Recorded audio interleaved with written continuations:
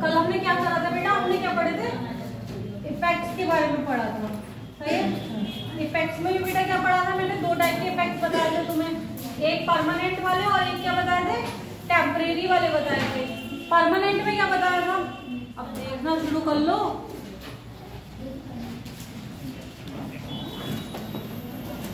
Permanent effect कितने बताए थे मैंने, कौन कौन से, inductive effect, resonance and hyperconjugation. And मैंने एक टेम्परेरी इफेक्ट बताया था, कौन सा बताया था, electromagnetic effect. Electromagnetic effect temporary क्यों था, क्योंकि अगर मैं इससे जिस रिएजेंट या रिएक्टेंट की वजह से ये हो रहा था, इफेक्ट शो कर रहा था, अगर मैं उसे हटा रही थी तो वो इफेक्ट क्या कर रहा था, अपना असर खत्म कर दे रहा था, वो इफेक्ट शो होना बंद हो जा रहा था। मगर परमानेंट इफेक्ट कौन से थे, कि अगर हम कुछ भी अप्लाई कर रहे हैं या नहीं कर रहे हैं, वो हट रहा है या नहीं हट रहा, उसके अलावा वो इफेक्ट हमेशा हमारा क्या कर रहा था, काम कर रहा था। इसमें मैंने सबसे पहले तुम्हें बेटा क्या बताना शुरू करा था, मैंने तुम्हें इंडक्टिव इफेक्ट के बारे में बताना शुरू किया था। इंडक्टिव इफेक्ट क्या था, इंडक्टिव इफेक्ट क्या हो रहा था, बोलो, क्यों क्रिएट हो रहा था, इलेक्ट्रोनेगेटिविटी डिफरेंस के कारण से हो रहा था। अगर मेरे दो आइटम्स हैं इंडक्टिव इफेक्ट में, आज बेटा कितने टाइप के थे मेरे, दो टाइप के इंडक्टिव इफेक्ट थे, एक क्या थे प्लस आई और एक क्या था माइनस आई। प्लस आई कौन से ग्रुप शो कर रहे थे, जो इलेक्ट्रॉन रिलीजिंग ग्रुप या फिर इलेक्ट्रॉन डोनेटिंग ग्रुप बोल लो जैसे, और ये कौन से कर रहे थे, electron withdrawing group. Electron releasing group कौन से होते हैं, जो हमारे इलेक्ट्रॉन को क्या कर रहे होते हैं, ट्रांसफर कर रहे होते हैं, वो हमारे क्या कह रहे थे, इलेक्ट्रॉन रिलीजिंग या इलेक्ट्रॉन डोनेटिंग। जो हमारे इलेक्ट्रॉन को विड्रॉ कर रहे थे, मतलब एक्सेप्ट कर रहे थे, वो हमारे क्या कहला रहे थे, इलेक्ट्रॉन विड्रॉइंग ग्रुप।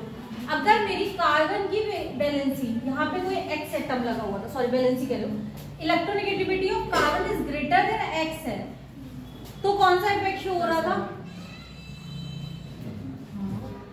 हाँ यहाँ पे अगर मेरा, सॉरी सही कह रहा हूँ, अगर मेरा यहाँ पे ये, तो यहाँ क्या आएगा माइनस आएगा और यहाँ क्या आएगा प्लस आएगा, तो ये इफेक्ट क्या था मेरा, प्लस आई इफेक्ट था।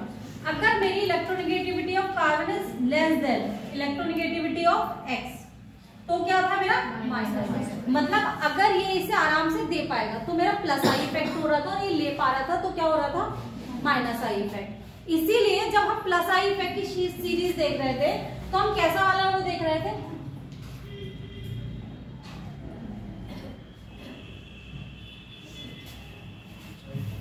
हाँ देखो प्लस आई में बेटा कौन से, जिन एटम्स के पास, जिनके पास इलेक्ट्रॉन डेंसिटी ज्यादा थी वो हमारे क्या शो कर पा रहे थे, प्लस आई इफेक्ट शो कर पा रहे थे। जिनके पास इलेक्ट्रॉन डेंसिटी कम थी वो हमारे क्या कर रहे थे, माइनस आई इफेक्ट शो कर रहे थे। इसके बाद मैंने क्या पढ़ा था, एप्लीकेशंस ऑफ इंडक्टिव इफेक्ट पढ़ना शुरू करी थी। उसमें मैंने क्या बताया था, स्टेबिलिटी ऑफ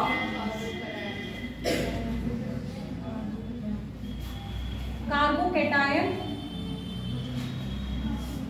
कार्बोएनायन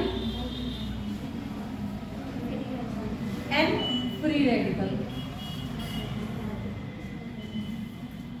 इन सब की किसके बारे में थी, ये क्या था मेरा एप्लीकेशन ऑफ इंडक्टिव इफेक्ट में।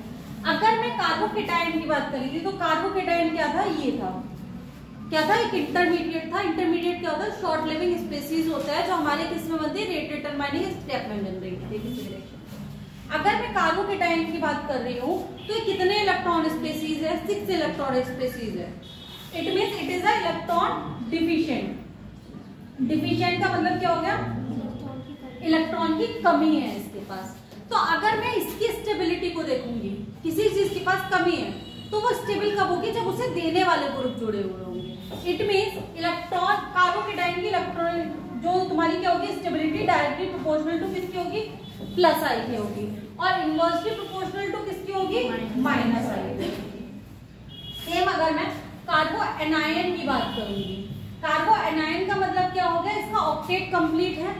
It is a electron rich species. क्या है, इलेक्ट्रॉन रिच स्पेसीज है, मतलब इसके पास इलेक्ट्रॉनों की अधिकता है। अगर मैं इसके पास इलेक्ट्रॉनों की अधिकता है तो इससे जो लेगा इसे वो ज्यादा स्टेबिलिटी देगा। तो यहाँ पे इलेक्ट्रॉन रिच है ये। अगर ये इलेक्ट्रॉन रिच है तो ये directly proportional to minus I और इनवर्सली प्रोपोर्शनल टू प्लस आई। इतनी चीज समझ में आई है। फ्री रेडिकल की बात कर लेती हूँ। सही है। फ्री रेडिकल क्या होता है मेरा? फ्री रेडिकल में एक क्या निकल जाता है? इलेक्ट्रॉन निकल जाता है, सिर्फ एक एक्स्ट्रा इलेक्ट्रॉन बचा हुआ होता है। It means it is also electron deficient compound, क्योंकि एक इलेक्ट्रॉन की कमी है। अगर एक इलेक्ट्रॉन की कमी है और ये इलेक्ट्रॉन डिफिशिएंट है, तो ये किसके डायरेक्टली प्रोपोर्शनल हो जाएगा? सीधे सीधे कार्बोकेटाइन की तरह हो जाएगी ना, प्लस आई, और इनवर्सली प्रोपोर्शनल टू माइनस। इतनी चीजें क्लियर हुई कि कौन क्यों किसे कैसे कर रहा है स्टेबलाइज। सही, इतना हमने कल पढ़ लिया था। पढ़ा था इतना या नहीं पढ़ा था? देखो हम कार्बो एनायन तक पढ़ा था,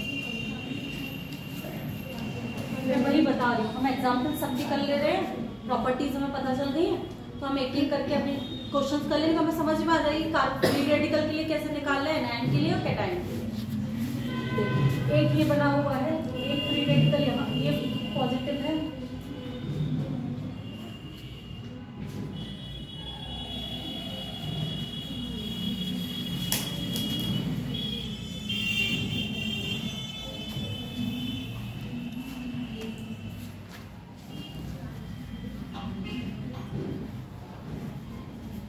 मेरे पास ये 3 कार्बोकेटाइंस है तुम्हारे।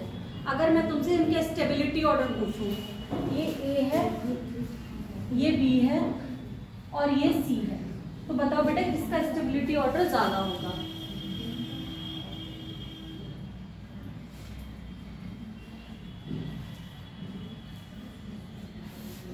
ये कैसा कि कितनी डिग्री है बेटा? 1 डिग्री, इट इज 3 डिग्री और इट इज 2 डिग्री। तो कार्बोकेटाइन की स्टेबिलिटी ऑर्डर क्या था? 3 डिग्री, 2 डिग्री एंड 1 डिग्री। जब इस पे क्या लगा हुआ है? प्लस आई ग्रुप लगा हुआ है, तो ये भी प्लस आई है और ये भी प्लस आई है, ये भी प्लस आई है, ये भी प्लस आई है और ये भी प्लस आई है। ठीक है, यहाँ पे ये वाला भी प्लस आई देगा और ये वाला भी प्लस आई देगा। अब इन दोनों में डिफरेंस कहाँ पे आया? यहाँ पे एक ही तरफ से आ रहे हैं। ठीक है, और अगर मैं इस वाले का काउंट करूंगी तो इसकी डिस्टेंस बढ़ जाएगी, बट यहाँ पे दोनों क्या है? दोनों साइड से आ रहे हैं, मतलब डिस्टेंस इसकी कम है, तो डीएनपी रूल के अकॉर्डिंग ये वाला ज्यादा हो जाएगा। ठीक है, पहले वाले में 2 डिग्री वाला ये डायरेक्टली एक ही कार्बन से जुड़ा हुआ है ना बेटा। डिग्री ऑफ कार्बन मैंने क्या बताया था? डिग्री ऑफ कार्बन था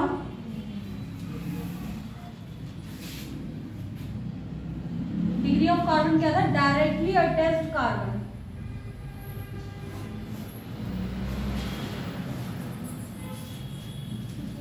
अगर मेरे पास एक कार्बन है, सही है, ये, और इससे 3 कार्बन जुड़े हुए हैं ये, तो इसकी डिग्री कितनी हो रही थी? 3 डिग्री हो रही थी। इस वाले से कितने भी कार्बन जुड़े हो हमें मतलब नहीं है, हम डायरेक्ट अटैच्ड बॉन्ड को देखते हैं। जैसे कि इसमें डायरेक्ट एक ही बॉन्ड बन रहा है, कार्बन है, कुछ भी हो, इसमें क्या है बेटा? सिर्फ डायरेक्ट एक बॉन्ड बन रहा है मेरा कार्बन से, कार्बन और कार्बन के बीच में। इस वाले कार्बन की अगर मैं पूछूंगी यहाँ पे, तो यहाँ की डिग्री क्या हो जाएगी? अगर मैं इस वाले की डिग्री पूछूं तुमसे तो 3 हो जाएगी, 1 2 3। ठीक है, बट इसकी डिग्री इतनी ही है। अब मैं कुछ क्वेश्चन दे रही हूँ, वो करो एनायन वाले के। हाँ, एक चीज बेटा और याद रखो, जब मैं कार्बो एनायन की स्टेबिलिटी के बारे में बात कर रही हूँ, कार्बो एनायन की, ठीक है? अब कार्बो एनायन की स्टेबिलिटी को कौन बढ़ा रहा था? जिसके ऊपर माइनस साइन था, पॉजिटिव वाला बढ़ा रहा था।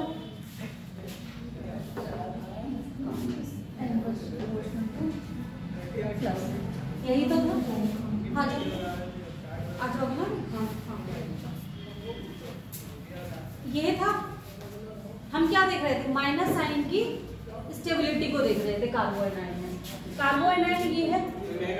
हाँ बेटा आ जाओ। इसका मतलब क्या है? Electron rich. अगर ये रिच है, इसे और ज्यादा क्या करेंगे हम, और ज्यादा देने वाला लगा देंगे तो ये क्या हो जाएगा, इसका माइनस साइन बढ़ जाएगा। और चार्ज जितना बढ़ जाता है, चार्ज जितना बढ़ेगा उसमें क्या होता है, उतनी ज्यादा अनस्टेबिलिटी आती है। सबसे ज्यादा जब भी हमारे पास किसी भी चीज में स्टेबिलिटी ऑर्डर देखना हो तो हम सबसे पहले न्यूट्रल वाली स्पेसीज को देखेंगे। जो न्यूट्रल होगा वो मेरा क्या होगा, स्टेबल होगा चार्ज स्पेसीज से हमेशा। उसके बाद मैं क्या देखती हूँ, जो मेरे नेगेटिव साइन होगा वो इलेक्ट्रोनेगेटिव एटम पर ज्यादा स्टेबल होगा। किस पर, इलेक्ट्रोनेगेटिव एटम पर ज्यादा स्टेबल होगा। मतलब कि अगर मेरा माइनस साइन आ रहा है, नेगेटिव चार्ज आ रहा है, यहां नोट डाल के लिखो, नेगेटिव साइन कार्बन एनायन डालना, ये लिखना, और उसके बाद लिखो यहाँ पे नोट डाल के एक लाइन, नेगेटिव साइन या नेगेटिव चार्ज इलेक्ट्रोनेगेटिव एटम पर ज्यादा स्टेबल होता है।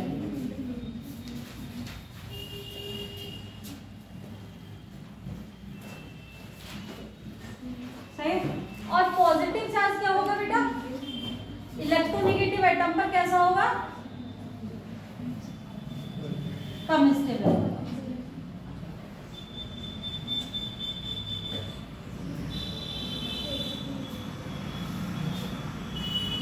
इसका मतलब क्या हो गया, ये किस पे, इट मीन्स इलेक्ट्रोपॉजिटिव पर ज्यादा।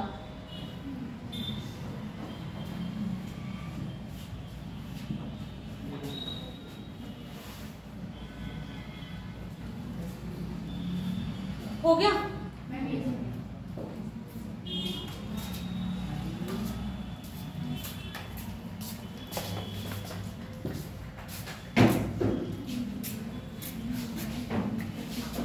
बढ़ाओगे,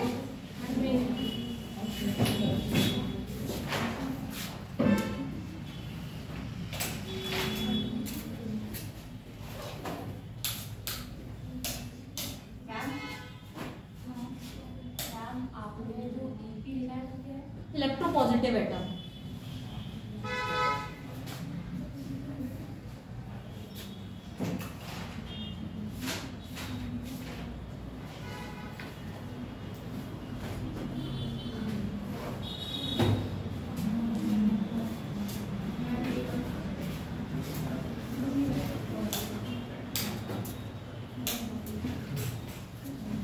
हो गया ना। अब देखो, अगर मैं इलेक्ट्रोनेगेटिविटी, अगर मैं किसको, नेगेटिव चार्ज का स्टेबिलिटी देख रही हूँ, क्या देख रही हूँ, नेगेटिव चार्ज की स्टेबिलिटी देख रही हूँ, और वो स्टेबिलिटी मैं ऐसे देख रही हूँ कि मुझे क्या मिले हैं, अगर मैं पीरियड में जा रही हूँ तो मैं क्या चेक करूँ, आ जाओ बेटा, इलेक्ट्रोनेगेटिविटी। अगर मेरा क्या है बेटा, एक पीरियड में जा रहे हैं, आगे को बढ़ रहे हैं, तो मैं क्या चेक करूंगी, इलेक्ट्रोनेगेटिविटी ऑफ एटम चेक करूंगी। बट अगर मुझे किसी ग्रुप में माइनस साइन को चेक करना है कि कौन सा ज्यादा स्टेबल होगा, तो मैं यहाँ पे क्या चेक करती हूँ बेटा, साइज चेक करती हूँ। जिसका साइज बड़ा होगा, साइज ज्यादा होगा या बड़ा होगा, उसकी स्टेबिलिटी क्या होगी, हाँ।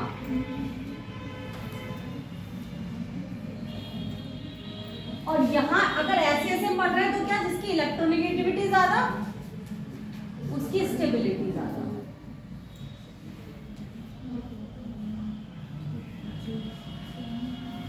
अभी ये सब चीजें लिख लो, जैसे क्वेश्चन करेंगे तो ये चीजें अपने आप दिमाग में बैठने लगती हैं, बट लिखा हुआ ना जरूरी है, जिससे कि अब क्वेश्चन क्यों करा है ये भी समझ में आए।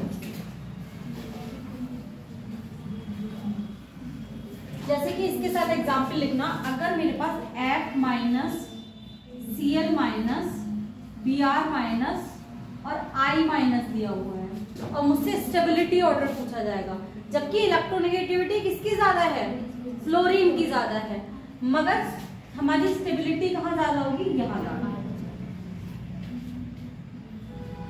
और अगर मुझसे यहाँ पे CH2 minus NH CH3 minus है, CH2 माइनस है, हाँ CH2 माइनस -2 माइनस OH और F माइनस पूछा जाए तो F की सबसे ज्यादा, फिर इसकी, फिर इसकी।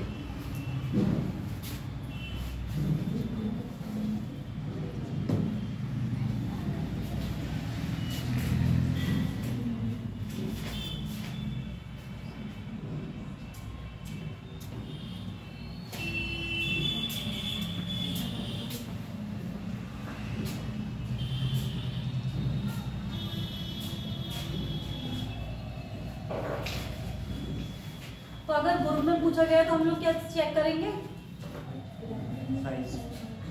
ग्रुप ये वाला होता है, सही है? जो लंबे लंबे होते हैं वो हमारे क्या होते हैं? ग्रुप होते हैं। और जो मेरे इसमें होते हैं वर्टिकल में, वो मेरे क्या हो जाते हैं?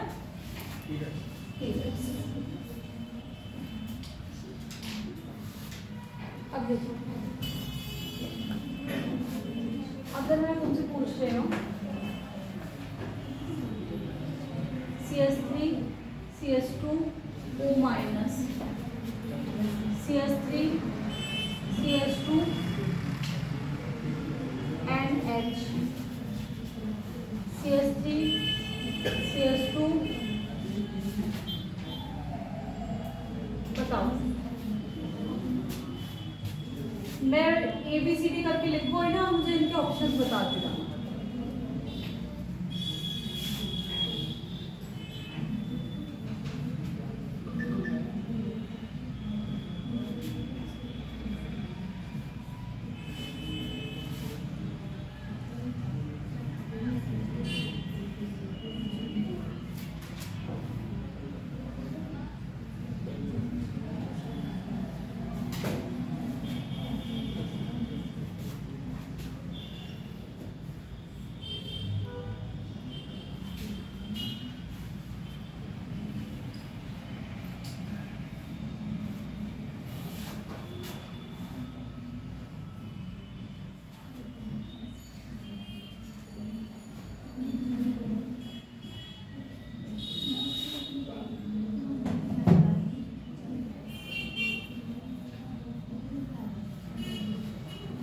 दिख रहा है ना इतना बड़ा?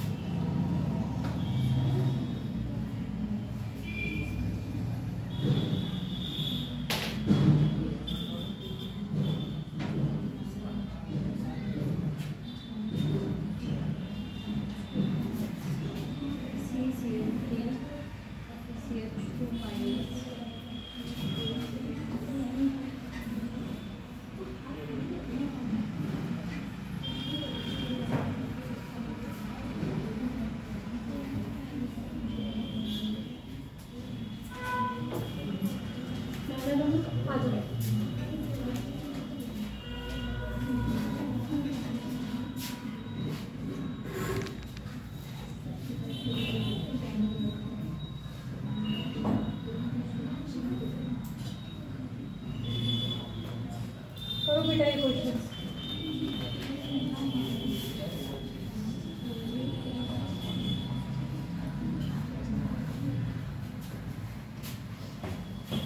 इनके सबके ऑर्डर्स बताने हैं मुझे, कौन सा इनका स्टेबिलिटी ऑर्डर होगा। यहाँ से वहाँ तक 6 क्वेश्चन से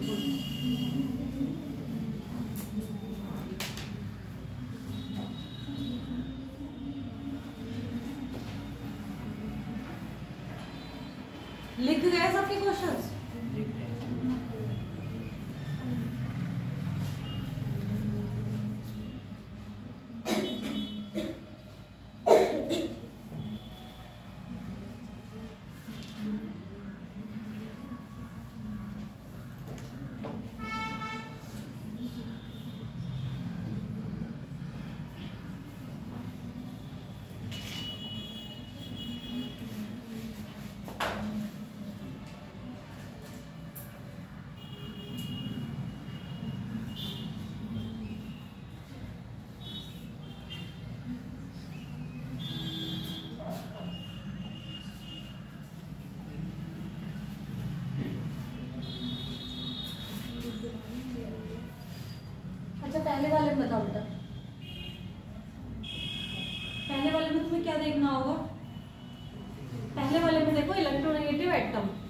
क्योंकि मैं नेगेटिव चार्ज डिफरेंट पे लगाऊं, वहाँ कार्बोकैटायन नहीं है, वहां हमें इफेक्ट नहीं देखना, वहां हमें किसकी स्टेबिलिटी देखना है, चार्ज की स्टेबिलिटी देखना है।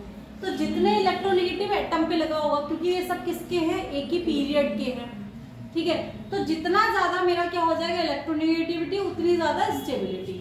तो ऑक्सीजन, नाइट्रोजन एंड कार्बन में किसकी इलेक्ट्रोनेगेटिविटी ज्यादा है, ऑक्सीजन की। यहाँ पे लिख लो एक तरफ से, क्योंकि ये पहली बार क्वेश्चन कर रहा है, कॉपी में लिखते जाना रीजंस कि हमने इसकी ऑर्डर ही क्यों लिखा है, सही है। यहाँ हमने क्या लिखा है बेटा, electronegativity increase from left to right, left to, इधर से इधर जा रहे हो तो इसका ऑर्डर क्या हो जाएगा स्टेबिलिटी का, सॉरी डिक्रीज है इस वाले में, मैं इस क्वेश्चन के लिए लिख रही हूँ आंसर, ठीक है, मैं यहाँ से लिख दे रही हूँ A to C लिख दे रही हूँ, सही है, लेफ्ट टू राइट में कंफ्यूज हो जाओ।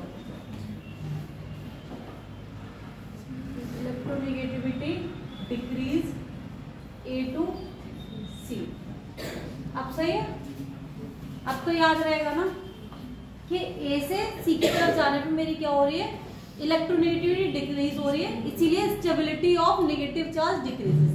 लिखो दैट्स व्हाई इलेक्ट्रोनेगेटिविटी ऑफ, जैसे भी हिंदी इंग्लिश जिसमें लिखना चाहो लिख लो कि इलेक्ट्रोनेगेटिविटी डिक्रीज करिए, इसलिए स्टेबिलिटी ऑफ नेगेटिव चार्ज क्या हो रही है बेटा, डिक्रीज कर रही है। अब मैं दूसरे वाले क्वेश्चन पे आ जाती हूँ। दूसरे वाले क्वेश्चन पे भी चार्ज मेरे किस पे लगा हुआ है, ऑक्सीजन और सल्फर पे लगा हुआ है, ना कि मेरे कार्बो एनायन मेरे पास नहीं है। यहाँ पे भी मेरे किस पे, ऑक्सीजन एटम पे और सल्फर एटम पे चार्ज लगा हुआ है। यहाँ पे ये दोनों किसके हैं, सेम ग्रुप के एलिमेंट हैं। अगर मेरे सेम ग्रुप के एलिमेंट होते तो माइनस चार्ज की स्टेबिलिटी हम कैसे देख रहे थे, साइज के अकॉर्डिंग। यहाँ पे क्या देखेंगे हम, सेम ग्रुप है, इसलिए हम क्या देखेंगे, size increase, stability of negative charge increase, ठीक है। तो इसमें किसकी स्टेबिलिटी ज्यादा होगी, ऑक्सीजन की या सल्फर की, साइज किसका बड़ा है बेटा, तो स्टेबिलिटी किसकी बड़ी होगी, सल्फर की, क्योंकि ऑक्सीजन, सल्फर और सेलेनियम नीचे जाने पे मेरा क्या बढ़ती है, साइज बढ़ती है, क्योंकि नंबर ऑफ सेल्स बढ़ रही होती है, ठीक है। अब मैं इस वाले पे आ जाती हूँ। ये क्वेश्चन मेरा क्या है, कार्बोकैटायन का क्वेश्चन है, कार्बोकैटायन का क्वेश्चन है। कार्बोकैटायन में मैं क्या देख रही थी कि जो प्लस आई वाले इफेक्ट होंगे वो क्या कर रहे थे, मेरे स्टेबिलिटी को कार्बोकैटायन की इंक्रीज कर रहे थे। अब इस पे कितने प्लस, देखो पहली बात तो हम क्या देख रहे थे, डीएनपी रूल के अकॉर्डिंग देखते थे। डिस्टेंस का मैटर नहीं है, सब सेम डिस्टेंस पे है, नंबर का मैटर है। यहाँ पे नंबर कितने हैं, प्लस आई 1, प्लस आई कितना है बेटा 1। इस पे कितने प्लस आई है, 2। इस पे कितने प्लस आई है, 3। तो सबसे ज्यादा स्टेबल कौन सा हो जाएगा, A, B, C आया। अब मैं आ जाती हूँ इस पे। यहाँ पे हमें क्या देखना है बेटा, साइज क्यों देखते हैं, इलेक्ट्रोनेगेटिविटी देखोगे या माइनस आई इफेक्ट देखोगे, माइनस आई इफेक्ट ही देखोगे, और minus I effect is directly proportional to electronegativity था। अब हम यहाँ पे क्या देखेंगे, सबसे पहले हमें क्या देखनी होती है, डीएनपी में डिस्टेंस देखनी होती है। डिस्टेंस सबकी बराबर है, नंबर सबके बराबर है, सब एक एक एक लगे हुए हैं। देन हम किस पे आ जाएंगे, पावर पे आ जाएंगे। तो पावर सबसे ज्यादा किसकी, क्लोरीन की, देन क्लोरीन की, देन ब्रोमीन हुआ। अब मैं इस वाले पे आती हूँ, ठीक है। अब इस वाले को देखो, अब इसमें जरा थोड़ा सा दिमाग लगाओ और ये वाला क्वेश्चन तुम लोग करो, देख के तीनों चीजें याद रखिए, डीएनपी पूरा लगा के तब ये क्वेश्चन सॉल्व होगा। करो डस्टबिन कॉपी में लिख के करो। ऑर्गेनिक हमेशा याद रखना कि कभी भी बिना हाथ चलाए ऑर्गेनिक नहीं होगी। तुम सोचो दिमाग में सॉल्व कर लो, करोगे भी तो फायदा नहीं है। जितना अपने हाथ को चला लोगे ना ऑर्गेनिक में उतना अच्छा है। करो।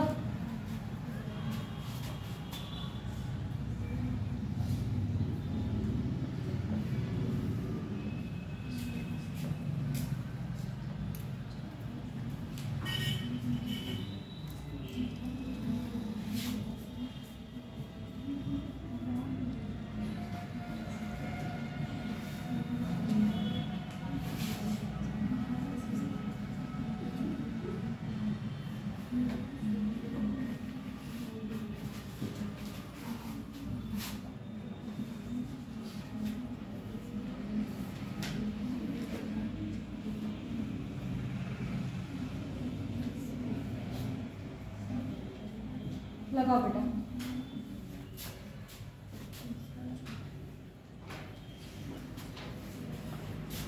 ये ए है, ये बी है, ये सी है एंड ये डी।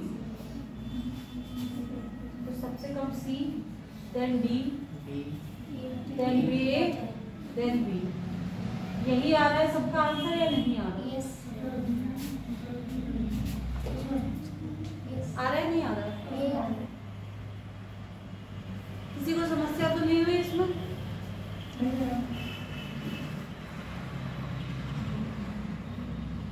हुई? ये हो गया? आया या नहीं आया? अभी नहीं मैम। देखो इधर, मैंने सबसे पहले हम लोग किस चीज की देख रहे हैं बेटा? कार्बो एनायन की देख रहे हैं। ये वाला क्या दे रहा है? मेरा प्लस आई इफेक्ट दे रहा है। ये क्या दे रहा है? प्लस आई इफेक्ट दे रहा है। अगर ये प्लस आई इफेक्ट दे रहा है मींस ये सबसे ज्यादा क्या कर रहा होगा? इसे डिस्टेबलाइज कर रहा होगा। इसकी स्टेबिलिटी सबसे कम आ जाएगी। तुम्हारे पास 4 ऑप्शन दिए हो सकता है तुम्हारी किस्मत अच्छी हो तो इसी एक चीज से क्वेश्चन तुम्हारा सॉल्व हो गया। ठीक है, अगर तुमने देख लिया सी ऑप्शन किसमें सबसे बाद में है और किसी में नहीं, एक ही में, तो तुम्हारा क्वेश्चन सॉल्व हो चुका है।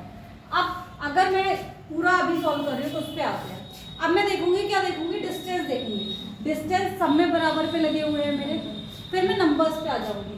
यहाँ कितने माइनस आई लगे हुए हैं? 1 माइनस आई। आते जाओ बेटा। यहाँ पे 3 माइनस आई पे, यहाँ पे 2। तो अब मेरा क्या हो गया? नंबर से ये क्वेश्चन सॉल्व हो जाएगा। 3 वाला सबसे पहले आ जाएगा, फिर उसके बाद 2 वाला आ जाएगा, फिर 1 वाला आ जाएगा, देन लास्ट में पॉजिटिव साइन वाला था ही। सही है? अब आया समझ में? अभी भी नहीं आया?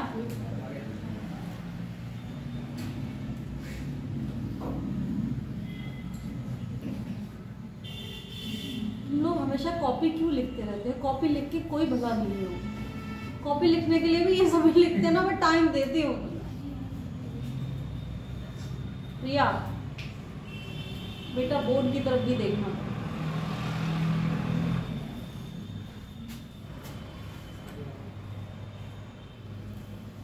ये वाला क्वेश्चन करो, ये छोटा वाला क्वेश्चन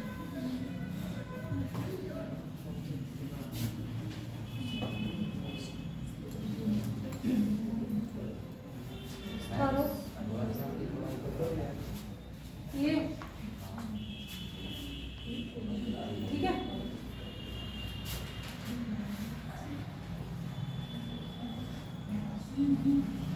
समस्या है?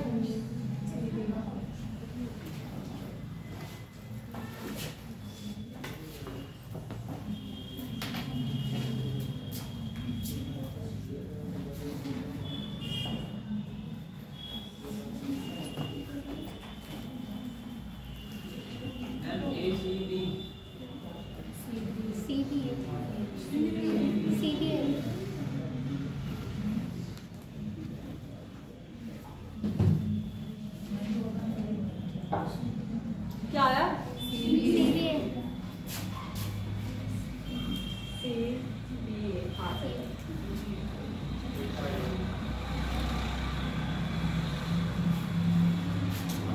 अभी हो जाएंगे स्टेबिलिटी के क्वेश्चन सिर्फ आई इफेक्ट का। कभी जब हम सारे पढ़ेंगे आगे आगे तो सारे इफेक्ट्स को देखना पड़ता है कि किसकी प्रोबेबिलिटी ज़्यादा है, पहले हम उस इफेक्ट को देखेंगे।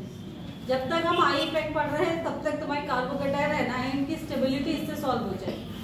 अब मैं इसके बाद क्या लिखाया था मैंने, free radical. Free radical is just like carbocation, उसमें कुछ भी डिफरेंस नहीं है। बस जहाँ फ्री रेडिकल लिखा हो वहां तुम्हें सारे रूल्स कौन से लगा देने हैं, कार्बोकेटायन।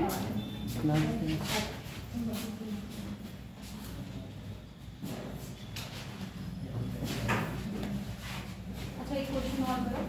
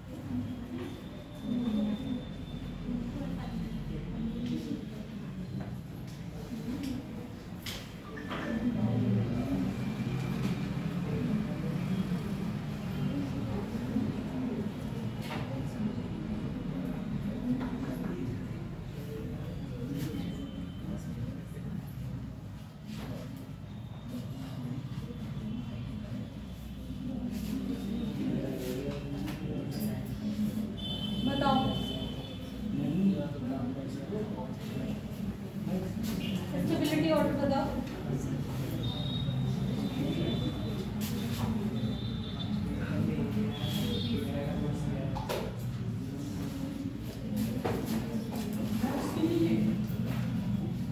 क्या बेटा?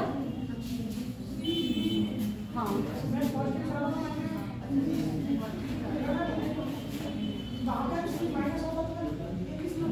क्या, अगर माइनस होता, हाँ अगर मैं कार्बो एनाइन लगा रही होती तो उल्टा हो जाता है, ठीक है। अब हम किसकी बात कर रहे हैं बेटा, हमारा जो नया एप्लीकेशन था वो क्या था, हाँ उतार लो।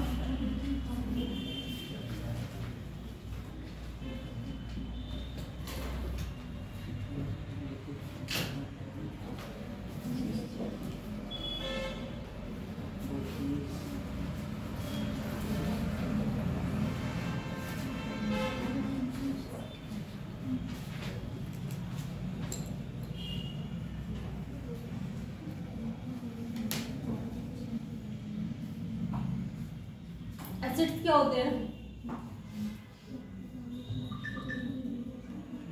जो H+ आयन डोनेट करते हैं। और जब कोई भी एसिड H+ आयन डोनेट करता है तो वो क्या बनाता है, जैसे कि ये है, ठीक है।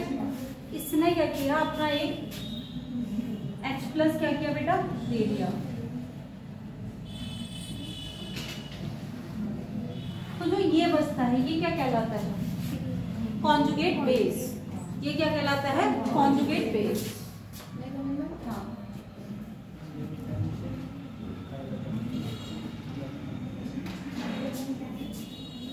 एसिडिक स्ट्रेंथ जब हम चेक करते हैं तो हम क्या देखते हैं, स्टेबिलिटी ऑफ कॉन्जुगेट बेस। किसी की भी कॉन्जुगेट बेस की स्टेबिलिटी जितनी ज्यादा होती है उसकी एसिडिक स्ट्रेंथ उतनी ज्यादा होती है। हमें क्या देखना है, स्टेबिलिटी ऑफ कॉन्जुगेटेड बेस। और कॉन्जुगेटेड बेस की स्टेबिलिटी देखनी है तो कॉन्जुगेटेड बेस पे कैसा साइन लगा हुआ है, नेगेटिव।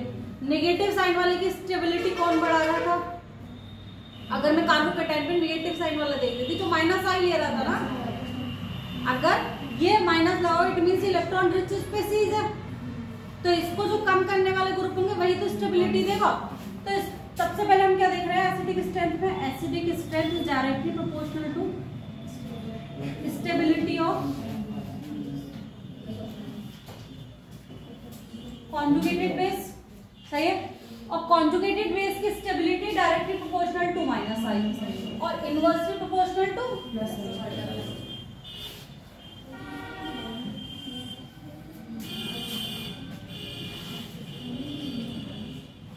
अब इसको कुछ अलग अलग नोटेशंस दिए हुए हैं, जैसे कि इसको क्या बोलते हैं, के ए बोलते हैं, सही है, या पी के भी बोलते हैं। तो अगर तुमसे पूछा जाए तुम्हें क्या बताना है, इंक्रीजिंग ऑर्डर ऑफ के ए बताना है, तो डेट मीन्स तुम्हें increasing order of acidic strength बताना है। अगर तुमसे पूछा जाए इंक्रीजिंग ऑर्डर ऑफ Kb बताना है, इट मीन्स तुम्हें क्या बताना है, एसिडिक स्ट्रेंथ बतानी है। तो यहाँ पे इतना लिख लिया, मैं ऊपर कर रही हूँ बेटा, अब सही है, इतना तो लिख लिया। तो एसिडिक स्ट्रेंथ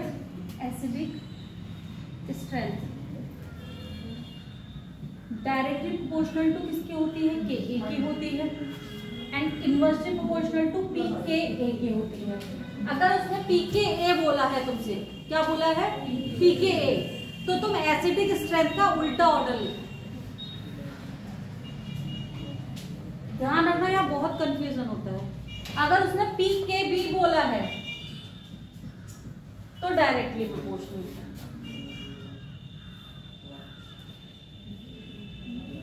Ka क्या है, डायरेक्टली प्रोपोर्शनल Ka के, pKa के इनवर्सली प्रोपोर्शनल, और अगर pKb लिख के दिया है तो डायरेक्टली प्रोपोर्शनल, और directly proportional to H plus. जितने ज्यादा H प्लस निकाल रहे हो उतनी ज्यादा स्टेबिलिटी एसिडिक स्ट्रेंथ हो जाती है। एसिडिक स्ट्रेंथ है या stability of conjugate base? Acidic strength equal हुआ ना क्या, एसिडिक स्ट्रेंथ, जैसे एसिडिक स्ट्रेंथ लिखेंगे उसकी जगह Ka लिखेंगे। तुम क्या पूछ रहे हो, एसिडिक स्ट्रेंथ का ऑर्डर, अगर मुझसे वो Ka का पूछता है बेटा, मतलब Ka का ऑर्डर पूछ रहा है, सही है, तो Ka का ऑर्डर क्या होगा, जो एसिडिक स्ट्रेंथ की स्टेबिलिटी, जो एसिडिक स्ट्रेंथ का ऑर्डर होगा, और एसिडिक स्ट्रेंथ का ऑर्डर क्या होगा, stability of कार्बो, stability of conjugated base का जो होगा। हाँ, तो बस इसलिए सबके सब एक दूसरे के डायरेक्टली प्रोपोर्शनल है, इनको सेम नहीं है, इनके नाम से क्या है? K का वैसे मीनिंग क्या है, हाँ, Ka का पावर ऑफ द एसिडिटी,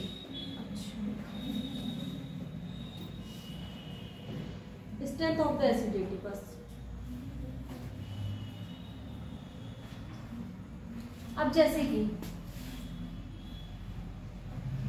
अगर मैं तुमसे पूछूं HCOOH, it is formic acid, formic acid, और CH3COOH, it is acidic acid.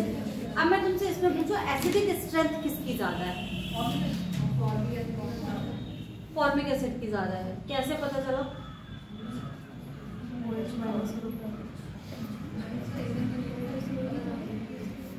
ये तुम्हें याद है, सही है। अब इसका याद सुनो, जैसे ही मैं इसका कॉन्जुगेटेड बेस बनाऊंगी क्या बनेगा, HCOO माइनस, इसका कॉन्जुगेटेड बेस बनाऊंगी देन CH3CO माइनस, सही है। ये कौन सा इफेक्ट शो करता है, कौन सा इफेक्ट शो करता है, प्लस आई या minus I, plus I, but hydrogen का कौन सा इफेक्ट शो करता है, कोई भी नहीं, नेग्लिजिबल होते हैं, ना माइनस आई ना पॉजिटिव, कुछ भी। अगर ये प्लस आई इफेक्ट शो कर रहा है तो इसे डिस्टेबलाइज कर रहा है या नहीं कर रहा है, और ये इसे कुछ इफेक्ट नहीं कर रहा, इसलिए इसकी एसिडिटी स्ट्रेंथ ज्यादा होती है, किससे, एसिडिक, क्योंकि conjugated base of formic acid is more stable then conjugated base of acidic acid. आगे भी हम जितने की भी एसिडिक स्ट्रेंथ में अंतर देखेंगे उसमें हम क्या निकालेंगे, सबसे पहले हम उसको क्या करेंगे, removal of hydrogen, H+ ion करेंगे, उसके बाद जब नेगेटिव साइन आ जाएगा तो फिर हम उसकी स्टेबिलिटी को चेक करना शुरू करेंगे। आया समझ में, चलो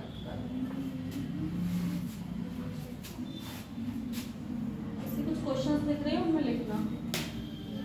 अब तुम्हें वो एसिडिक स्ट्रेंथ का ऑर्डर पूछ सकता है, Ka का भी ऑर्डर पूछ सकता है, और बेटा pKa का ऑर्डर पूछा तो क्या हो जाएगा, उल्टा इनवर्स एसिडिक स्ट्रेंथ। तो मेरी एसिडिक एसिड का pKa ज्यादा होगा किससे, फॉर्मिक एसिड, और Ka फॉर्मिक एसिड का ज्यादा होगा एसिडिक एसिड।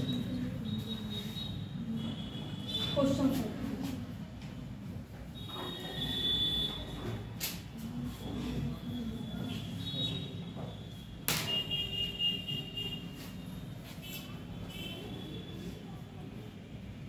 अब यहाँ पे तुम्हें उस ऑर्डर की भी जरूरत पड़ेगी जो हमने कल लिखवाए थे पावर वाले।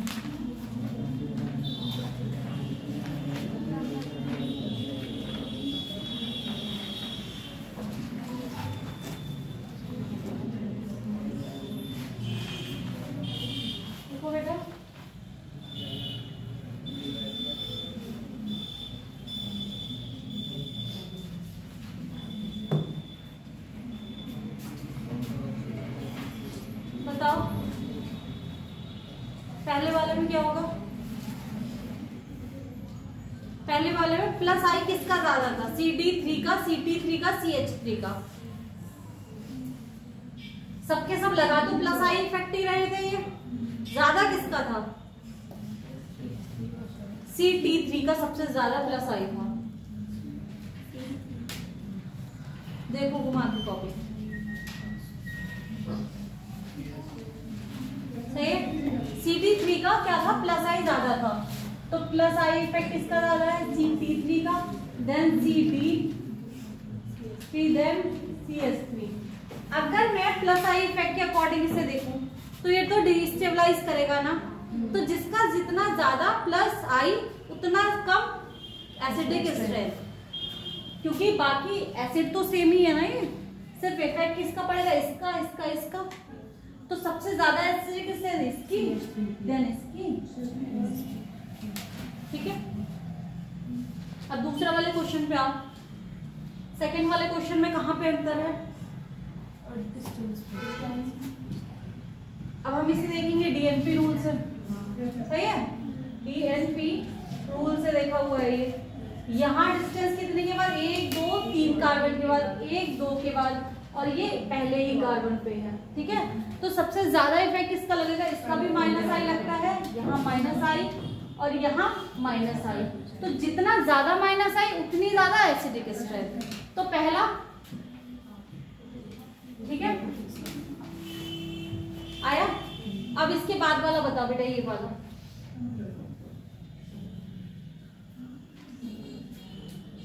लिख नहीं रहे हो? बताओ रश्मि, ये वाला और ये वाला ना? हाँ, क्योंकि हम क्या देखेंगे? DNP से डिस्टेंस दोनों की बराबर है, देन मैं नंबर्स पे आ जाऊंगी। नंबर इसके ज्यादा है, इसके कम है, जबकि पावर NO2 की ज्यादा होती है। अगर मैं माइनस आई इफेक्ट देखूंगी तो NO2 का ज्यादा होता है Cl से, बट वहां पे नंबर ज्यादा है। तो पहले हमने क्या देखा था? डिस्टेंस देखा था, डिस्टेंस बराबर हो गया, देन क्या देखा? नंबर्स देखे, और उसके बाद हम किस पे आ जाते हैं? पावर पे, सबसे लास्ट में। अब इस वाले में बताओ बेटा, मुझे बताओ। ये वाले में माइनस वो कैसा वो शो करता है? प्लस आई या माइनस आई? माइनस आई। हाँ, माइनस साइन है ना, एक्स्ट्रा इलेक्ट्रॉन से, तो ये देगा या लेगा? देगा। हाँ, तो इसमें ड्राइंग वाले चाहिए ना। ये कैसा इफेक्ट शो करता है? ये तो दूसरे पे इफेक्ट शो करेगा ना, डोनेटिंग वाला प्लस आई। ये प्लस आई करेगा, और यहाँ पे इलेक्ट्रोनेगेटिविटी डिफरेंस देखोगे, इसलिए क्या करेगा? माइनस आई करेगा। समझे? तो अब इसकी स्टेबिलिटी को कौन बढ़ाएगा एसिडिक की? प्लस आई या माइनस आई? माइनस वाला बढ़ाएगा, इसलिए ये हो जाएगा। ऐसे ही क्वेश्चन आते हैं पेपर में ऑर्डर्स वाले कि किसका ऑर्डर क्या है और किसका ऑर्डर ज्यादा होगा, किसका ऑर्डर कम होगा।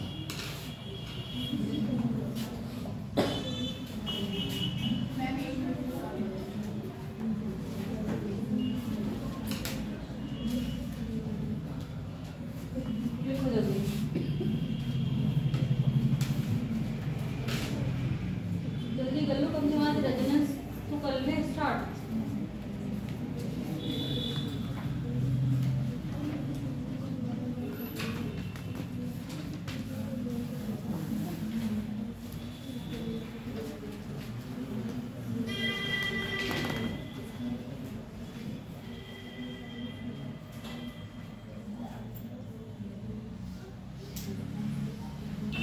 एसिडिक स्ट्रेंथ हमने कर ली, हमें समझ में आ गया एसिडिक स्ट्रेंथ क्या बढ़ा रहा था। Conjugation of stability, conjugated base की स्टेबिलिटी चेक करना है। कॉन्जुगेटेड बेस की स्टेबिलिटी कौन बढ़ा रहा है मेरा? माइनस आई पे। तो उसको हम मैंने 3 तरीके से देख लिया। एक तो मैं डीएनपी रूल के अकॉर्डिंग देख लूंगी, उसके बाद मैं देख लूंगी उनकी पावर्स क्या क्या है। ठीक है, डीएनपी रूल क्या था? सबसे पहले डिस्टेंस में जो पास में लगा होगा वो ज्यादा इफेक्ट डालेगा, उसके बाद नंबर जिसके ज्यादा होंगे वो ज्यादा इफेक्ट डालेगा। सबसे लास्ट में हम क्या देखेंगे, जब सब कुछ बराबर है तब हम किस पे आएंगे कि ऑर्डर में कौन सा पहले।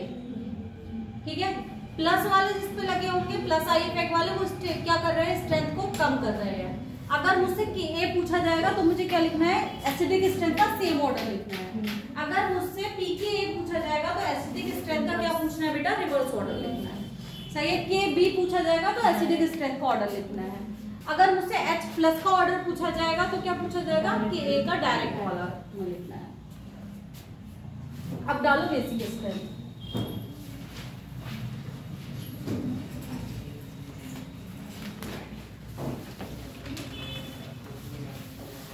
अब बेस क्या होते हैं?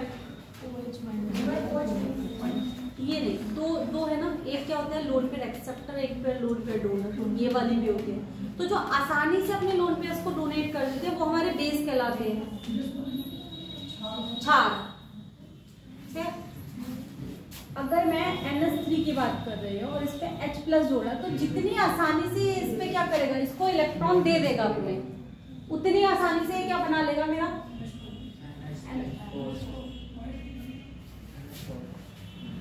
यही तो बनाएगा। जितनी आसानी से प्रोसेस हो जाएगा उतना ही ज्यादा मेरा क्या हो जाएगी? बेसिक स्ट्रेंथ हो जाएगी। और अगर मुझे किसी चीज से किसी चीज को देना है तो मेरे पास ज्यादा होना चाहिए, तभी तो मैं दे पाऊंगी। अगर मेरे पास कोई चीज कम होगी तो मैं नहीं दे पाऊंगी, अगर मेरे पास कोई चीज बढ़ेगी तभी तो मैं दे पाऊंगी। इसलिए अगर नाइट्रोजन पर जितने ज्यादा, एमीन पर जितने ज्यादा मेरा क्या लग जाएगा? प्लस आई इफेक्ट वाले ग्रुप लग जाएंगे, उतनी आसानी से इसकी स्ट्रेंथ क्या हो जाएगी? बढ़ जाएगी। बेसिक स्ट्रेंथ लिखो, basic strength directly proportional to plus I and inversely proportional to minus I. और ये बेसिकली बेसिक स्ट्रेंथ है क्या? इजी एबिलिटी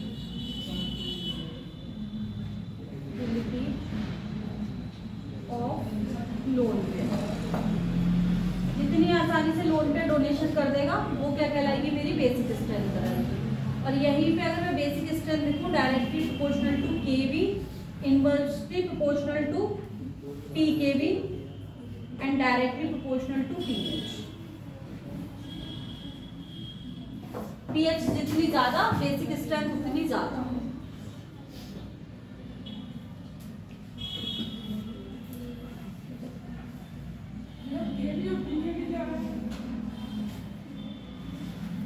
इसको हिंदी टर्म में क्या बताते हैं, जैसे एक्सप्लेन क्या करना है वो मैं तुम्हें कल कर देती हूँ। ठीक है, वैसे इससे स्ट्रेंथ निकाली जाती है किसकी? एसिडिटी की और बेसिसिटी की।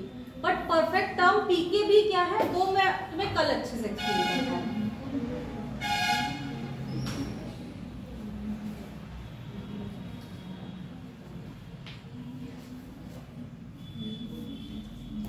अब चलो एक चीज देखो, हम जनरली बेसिक स्ट्रेंथ वाले जो हमारे क्वेश्चन, अच्छा बेटा बेसिक स्ट्रेंथ वाले मेरे जो क्वेश्चंस आएंगे वो जनरली हम किसकी बेसिक स्ट्रेंथ निकालेंगे, एमीन्स की बेसिक स्ट्रेंथ को निकालेंगे। सही है। एमीन्स दो टाइप के हो सकते हैं, एक तो एलिफेटिक अमीन्स और एक एरोमेटिक अमीन्स।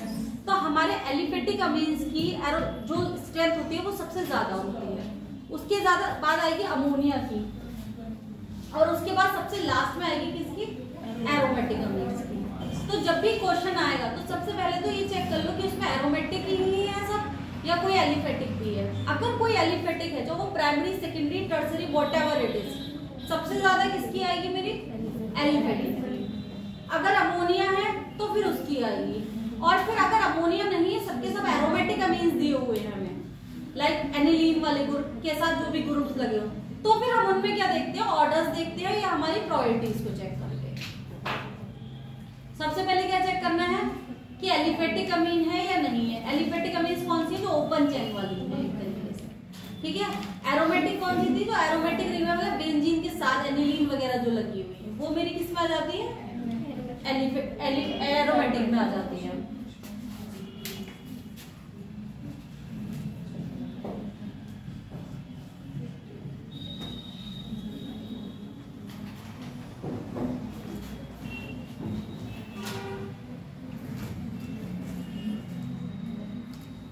सबसे पहले एलिफेटिक,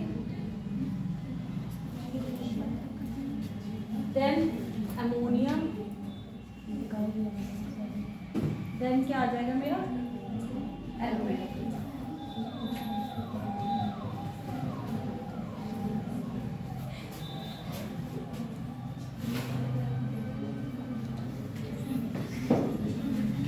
इसको क्या लिखते हैं, RNH2, ये NH3 और ये ArNH2, या फिर तुम इसे अभी अपने सरल भाषा में लिख लो,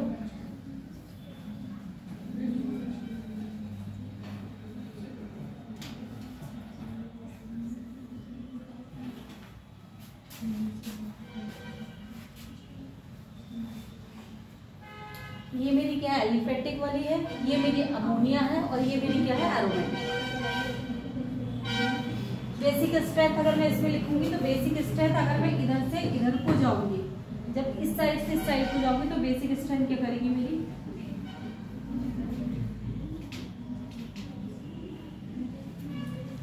बेसिक स्ट्रेंथ मेरी इंक्रीज कर देगी। अब अगर अमोनिया गैसियस फेज में है, सही है, अमोनिया कह रहे सॉरी, कोई भी अगर गैसियस फेज में है अमीन, तो जनरली ऑर्डर क्या चलता है मेरा, 3, 2, 1 ही चलेगा, क्योंकि 3 डिग्री 2 डिग्री 1 डिग्री। बट अगर वो लिक्विड फेज में आ जाती है तो उसमें बहुत सारे और इफेक्ट काम करने लगते हैं, लाइक स्टेरिक हिंड्रेंस, सॉल्वेशन, तो उसका ऑर्डर चेंज हो जाता है। मिथाइल और इथाइल दोनों के लिए तुम्हारा अमीन वाला जब चैप्टर पढ़ोगे तो उसमें दी हुई है stability order of amines, but ये जनरल वाले में भी दिया हुआ है, बट अमीन वाले चैप्टर में दिया हुआ है कि लिक्विड फेज में कहाँ पे क्या हो रहा है और हमारा सिंपल फेज में क्या हो रहा है। अभी मैं उससे सबको यही लिखवा दूंगी, लिख गया, चेंज करो, हेडिंग डालो बेसिक स्ट्रेंथ और उसमें नोट डाल लो, मतलब इसी में नोट डाल लो, note in gaseous phase, note डाल के लिखो, in gaseous phase, in gaseous phase only plus I effect या only if I effect work, plus मत लगाओ, सिर्फ आई इफेक्ट लगाओ, ओनली आई इफेक्ट वर्क। इसलिए इसका ऑर्डर क्या हो जाएगा बेटा, 3 degree 2 degree 1 degree. But aromatic aliphatic और वो वाला चलेगा, अगर मेरी 2 डिग्री एलिफेटिक है, सही है, और 2 डिग्री एरोमेटिक है, तो इसमें 2 डिग्री एलिफेटिक ज्यादा बेसिक होगी, 2 डिग्री एरोमेटिक, वो तो रहना ही रहना है दिमाग में। जनरल कॉन्सेप्ट के लिए लिख लो कि 3 degree amine, then 2 degree amine, then 1 degree amine. Degree of amine हम निकालना सीख चुके हैं, सबको आती है क्लास में, अंश आती है नहीं आती है, अभी बताओ, क्वेश्चन करते करते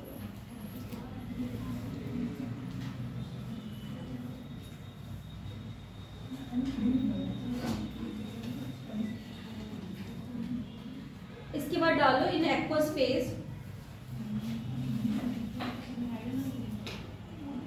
नोट चल रहा है ना, उसमें एक लिख लिया होगा इन गैसेस से, उसके नीचे डाल के लिखो फिर से, इन एक्वस फेज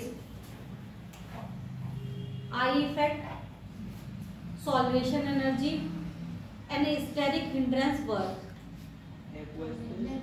हाँ, एक्वस फेज में लिखो बेटा, I effect, solvation and steric hindrance work. तो इसमें ऑर्डर हमारा क्या हो जाता है बेटा, चेंज हो जाता है। मिथाइल के लिए क्या हो जाएगा और इथाइल के लिए क्या हो जाएगा, ये लिखो, ऐसे लिख लो। मिथाइल के लिए हो जाता है 2 1 3, 2 डिग्री 1 डिग्री एंड 3 डिग्री। और अगर इथाइल सब्स्टिट्यूट्स लगे हुए हैं, मतलब आर एल्काइल चेन जो मेरी है एमीन के साथ, वो इथाइल वाली है, तो मेरा क्या हो जाएगा 2 डिग्री 3 डिग्री एंड 1 डिग्री। सही है।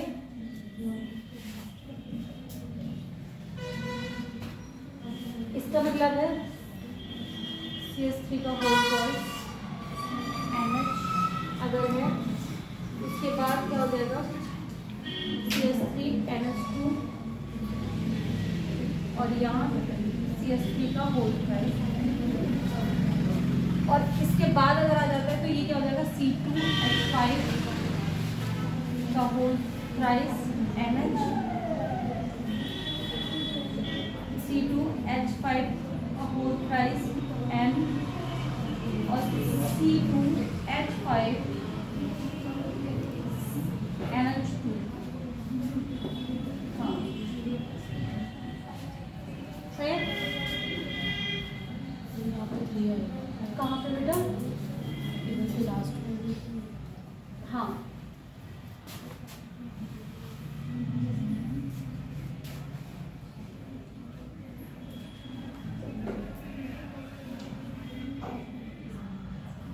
हो गया।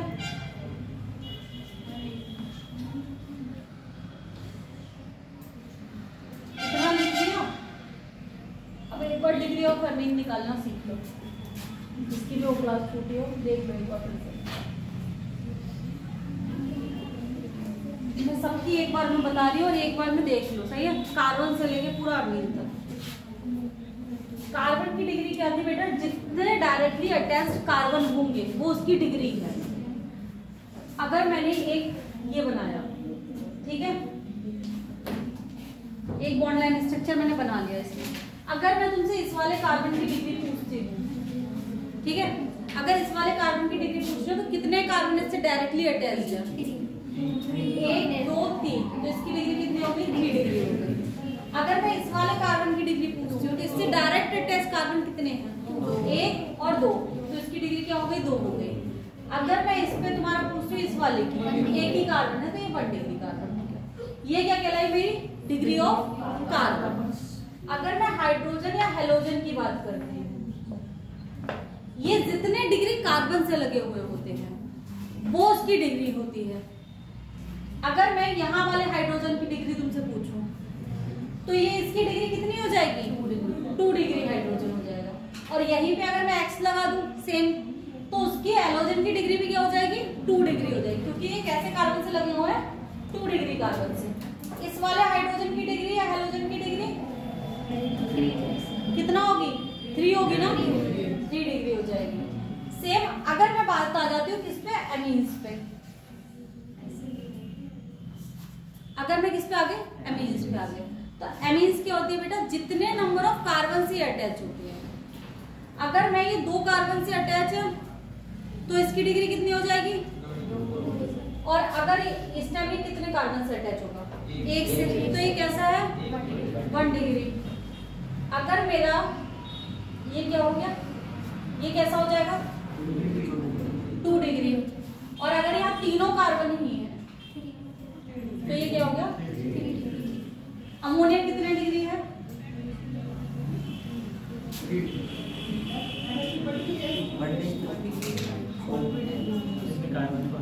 सब कहाँ से डिग्री लिया है, कार्बन है इसमें,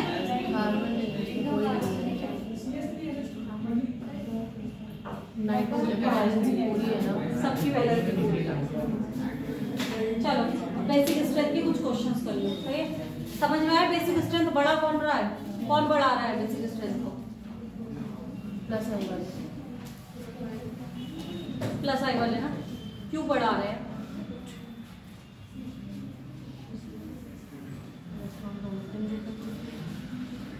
बताओ क्यों बढ़ा रहे हैं? वीर बेसिक स्ट्रेंथ थी क्या? बेसिक स्ट्रेंथ बेसिकली हम किसे बोल रहे थे? बिना कॉपी में देखे कितनी देर हुई है मुझे पढ़ा हुआ? 10 मिनट हो गए। तो मुझे समझ में आया बेसिक स्ट्रेंथ प्लस आई क्यों बढ़ा रहा है, हम किसे कहते हैं? जितनी आसानी से लोन पे डोनेट करें, और मैं किसी को देने के लिए मेरे पास खुद का पैसा होना बहुत जरूरी है। सही है? अब मुझे सैलरी नहीं मिल रही तो तुम लोग पैसा कहाँ से देगा? तब तक देखेंगे, अभी तो पहले मिले तो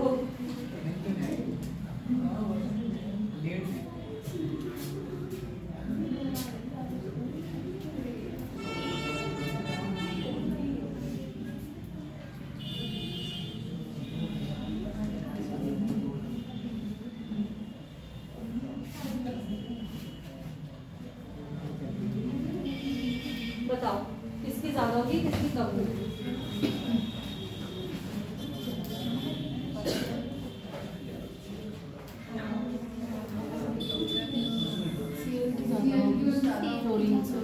क्योंकि माइनस आई किसका कम होगा? ये भी माइनस आई लगा रहा है और ये भी माइनस आई लगा रहा है। डिस्टेंस बराबर है, नंबर बराबर है, हम सिर्फ पावर में बसते हैं। इसका माइनस आई ज्यादा, इसका माइनस आई कम, तो हमें माइनस आई कम वाला चाहिए।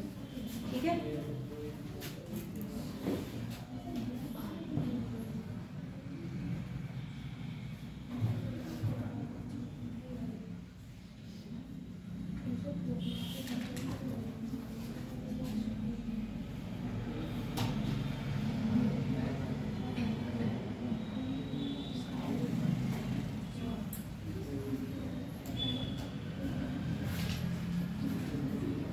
बता दो जल्दी से।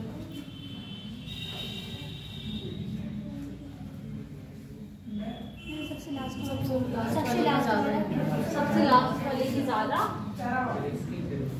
ये पैरा ऑर्थो नहीं है, इसमें पैरा ऑर्थो होते हैं बेटा वेंजियन रिंग, इसमें नहीं निकाल।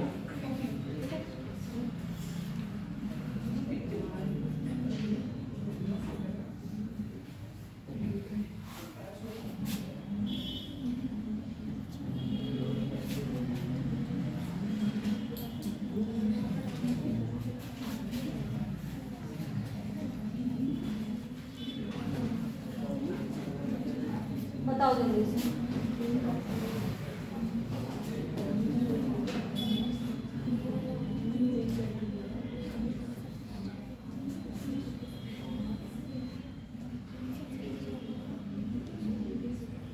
आंसर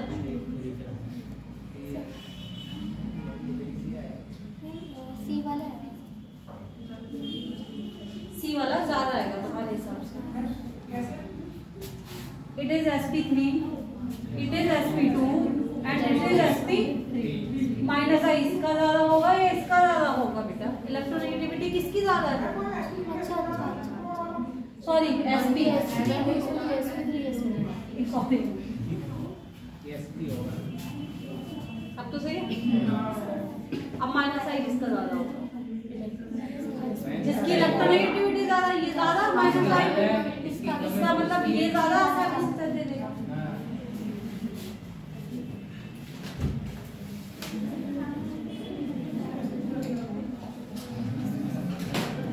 दो फ्लो में हो जाती है ऐसे।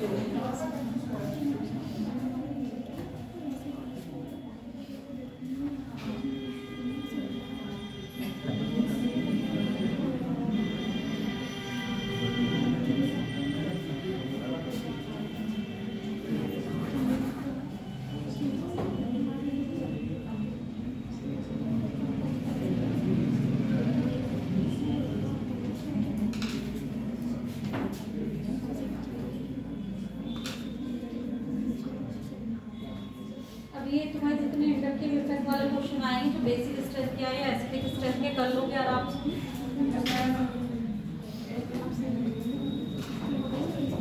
क्या हो जाएंगे या नहीं होंगे? समस्या है अभी?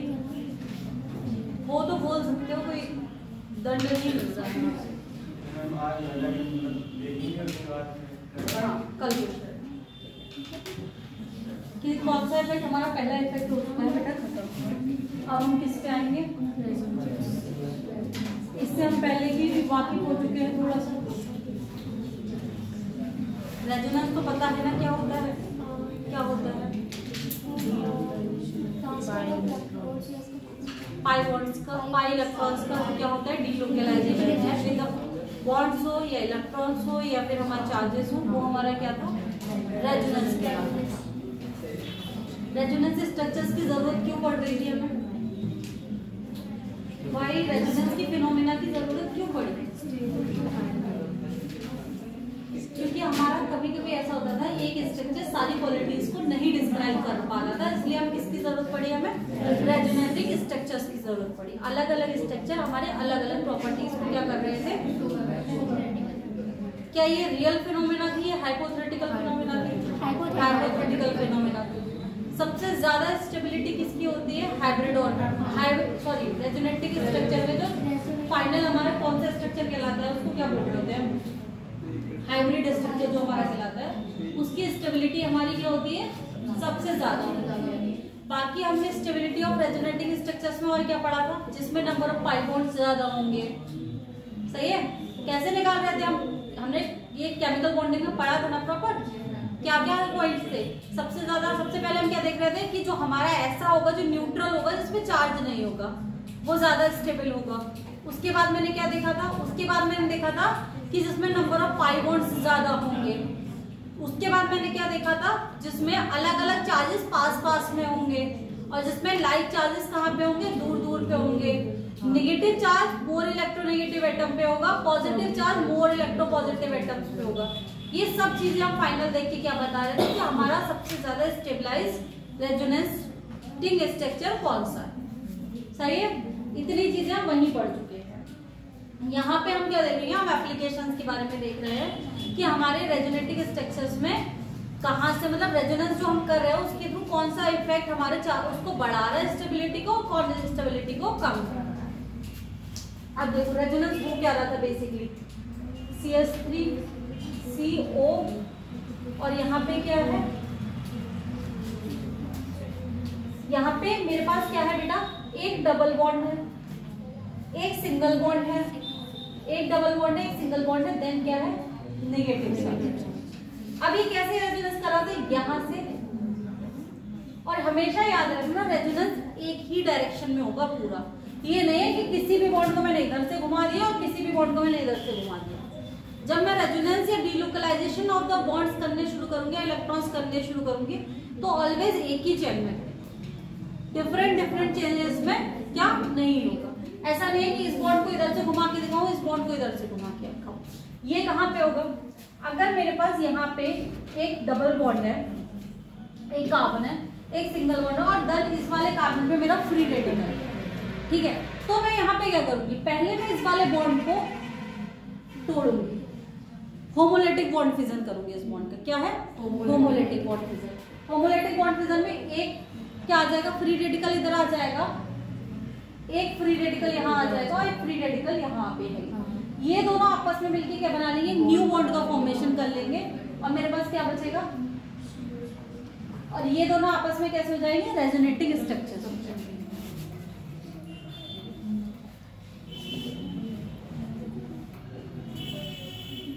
अब लिखो इसमें बेटा रेजोनेटिंग स्ट्रक्चर्स में, इसमें डालो रेजोनेंस, और रेजोनेंस के बाद लिखो, रेजोनेंस में लिखो डीलोकलाइजेशन ऑफ पाई इलेक्ट्रॉन।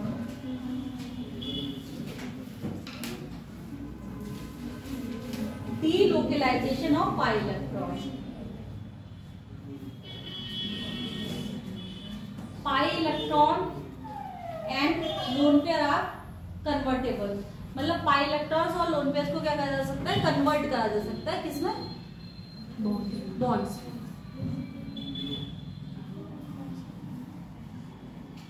इसके बाद लिखो कन्वर्टेबल। अच्छा, डीलोकलाइजेशन ऑफ पाई इलेक्ट्रॉन था, दूसरा था बेटा pi electron and lone pairs are convertible. अब इसके बाद लिखो a single Lewis structure can not explain a single Lewis structure cannot explain all the properties of a molecule, all the properties of a molecule. Then we draw all possible structure properties of molecule. Then we draw all possible structures known as conical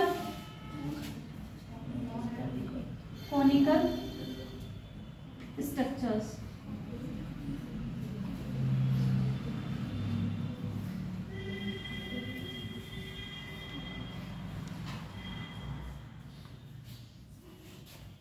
Conical structures या resonating structures.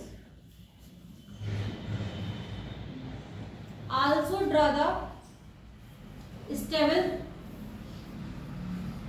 resonance hybrid.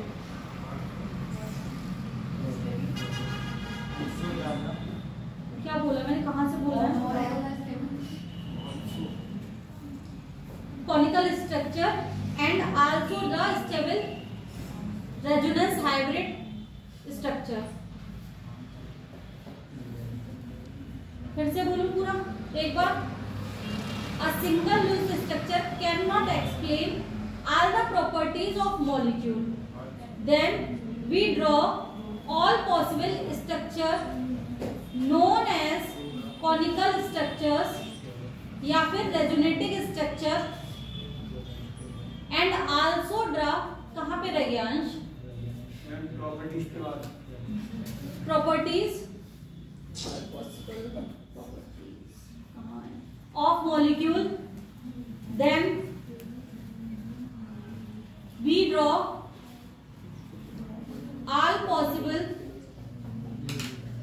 Structures known as canonical structure और resonating structure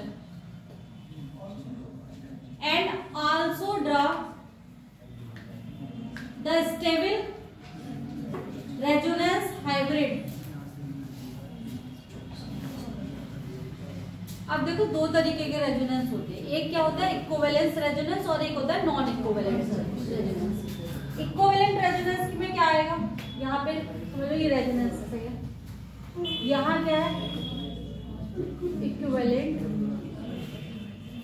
resonance और एक क्या है non equivalent. अगर मेरा CH3COO- इसने क्या किया, यहां से यहां ट्रांसफर किया, ठीक है, तो क्या बना मेरा CH3C-, यहां कोई नई पोलैरिटी जेनरेट हुई? हाँ, पहले भी ये दोनों यहाँ पे थे, ये यहाँ पे थे, सेम ही इतने ही पोजीशन ही तो चेंज हुई, नहीं तो कुछ भी चेंज नहीं हुई ना। यहाँ पे क्या हुआ, यहाँ से यहाँ दोनों सेम ही पे, ठीक है। कोई भी अगर मैं तुम्हें ये दे रही हूँ, दोनों इक्विवेलेंट स्ट्रक्चर्स हैं, इसमें डिफरेंस नहीं है कहीं पे भी, किसमें नेगेटिव साइन के आने से। अगर मेरी जो पोलैरिटी हुई है उससे क्या हुआ, सेम क्या है, इनकी एनर्जी भी क्या होगी, सेम होगी, इनकी स्टेबिलिटी भी क्या होगी, सेम। अब मैं बात करती हूँ जब नॉन इक्विवेलेंट स्ट्रक्चर की बात करूंगी, तो नॉन इक्विवेलेंट स्ट्रक्चर में मान लो मैंने क्या लिया, फेनॉक्साइड आ गया, ठीक है, ये लिया। अगर मैं इस बॉन्ड को यहाँ पे कर रही हूँ, इस बॉन्ड को यहाँ पे कर रही हूँ, तो इन दोनों की स्टेबिलिटी में डिफरेंस आएगा या नहीं आएगा? कहाँ से आएगा? माइनस साइन ऑक्सीजन पे लगा हुआ था और ये माइनस साइन sp कार्बन पे लगा हुआ है, तो दोनों की स्टेबिलिटी में अंतर है या नहीं है? नेगेटिव साइन की स्टेबिलिटी कहाँ पे ज्यादा होती है? मैंने अभी पढ़ाया, किस पे ज्यादा होती है? इलेक्ट्रोनेगेटिव एटम पे ज्यादा होती है। ऑक्सीजन ज्यादा इलेक्ट्रोनेगेटिव है या कार्बन ज्यादा इलेक्ट्रोनेगेटिव है? तो एक में ऑक्सीजन पे लगा हुआ है, एक में कार्बन पे लगा हुआ है, तो दोनों की स्टेबिलिटी में अंतर आया, दोनों की रेजोनेंस एनर्जी में भी अंतर आ जाएगा ना। इसीलिए ये टाइप के जो रेजोनेंस कहलाते हैं वो कैसे कहलाएंगे मेरे? Non equivalent resonance. और जो इस टाइप के रेजोनेंस कहलाएंगे वो मेरे क्या कहलाएंगे? Equivalent resonance. देखो equivalent resonance structure and non equivalent resonance structure.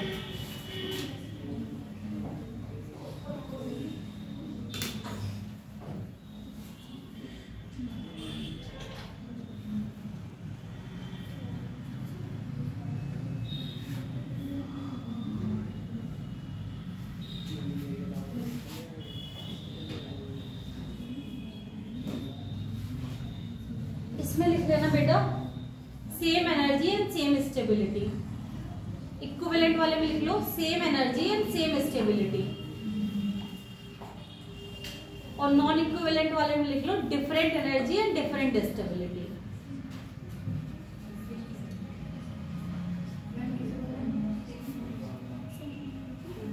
Same energy and same stability.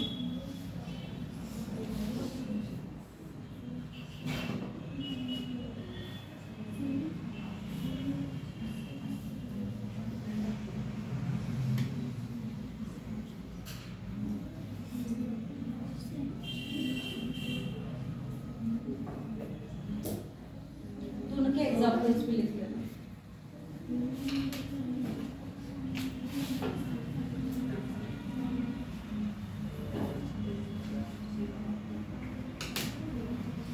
अब लिखो resonance is a strong effect. Resonance is a strong effect.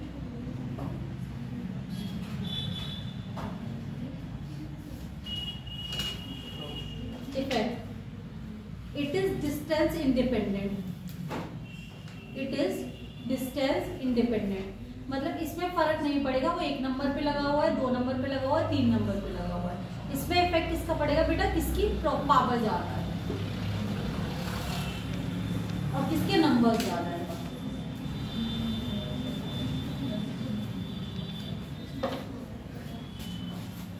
अब देखो देखो in case of benzene, in case of benzene it works only ortho and para position. In benzene it works only in ortho and para position. No effect in meta position.